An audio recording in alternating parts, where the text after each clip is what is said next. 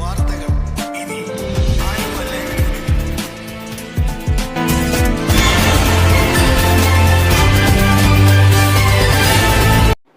ചൂർണിക്കര ഗ്രാമപഞ്ചായത്തിലെ 9-ാം വാർഡിൽ ഉപതിരഞ്ഞെടുപ്പ് നടന്നു.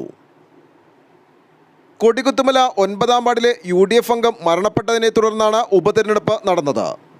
ആകെയുള്ള 1481 വോട്ടുകളിൽ 1178 വോട്ടുകൾ പോൾ ചെയ്തു.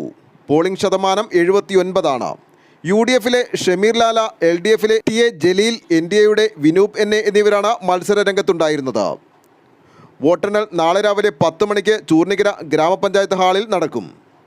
ആലുവ ലൈവ് ന്യൂസിനു വേണ്ടി സിദ്ദീഖ് കാരക്കാടിനൊപ്പം സനൂപ് കളമശ്ശേരി.